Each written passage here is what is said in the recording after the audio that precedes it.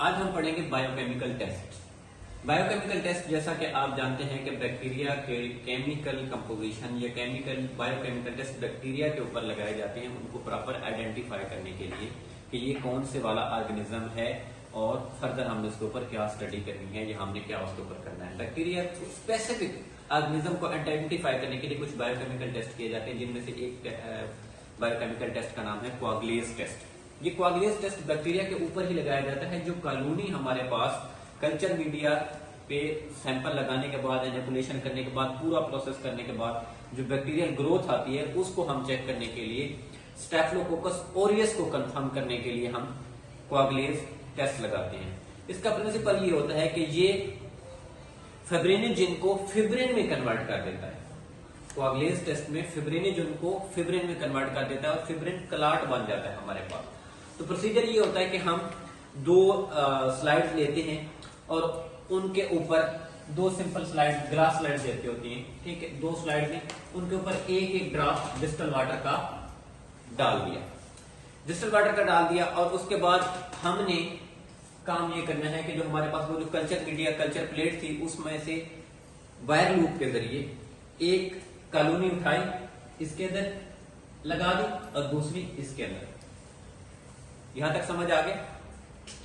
फिर उसके बाद आपने एक एक ड्रॉप इसके अंदर प्लाज्मा का डाल देना है, जो ह्यूमन प्लाज्मा होता है, ठीक है, वो डाल देना है। और प्लाज्मा डालने के बाद आपने इसको मिक्स कर देना है, इसी तरह अच्छे तरीके से मिक्स कर देना है दोनों को। इसके अंदर भी कॉलोनी डाली थी लेकिन और इसके अंदर भी कॉलोनी डाली थी। इसके अंदर प्लाज्मा नहीं डालना, सॉरी, जिसके अंदर एक के अंदर डिस्टल वाटर कॉलोनी, इसके अंदर आपने एक के अंदर प्लाज्मा नहीं डालना और इसके अंदर आपने प्लाज्मा का एक ड्रॉप डाल देना है। अब ये ड्रॉप डालने के बाद आपने इसके अंदर अब हमने एग्लूटिनेशन देखनी है कि प्लाज्मा और जो हमारा था स्टेफ ऑरियस उनका आपस में रिएक्शन हो जाएगा और यहाँ पे एक क्लॉट सा बन जाएगा, एक छोटा सा क्लम्प सा बन जाएगा। अगर स्टेफिलोकोकस ऑरियस होगा तो क्लॉट बनेगा, अगर नहीं होगा तो ये दोनों एक जैसे रहेंगे, क्योंकि इसके अंदर हमने प्लाज्मा नहीं डाला तो इसके अंदर कोई चेंजेस नहीं आएंगे, ठीक है। सिर्फ हमने देखना था कि कंट्रोल के तौर पे लगाइए कि हम टेस्ट ठीक कर रहे हैं या नहीं कर रहे हैं।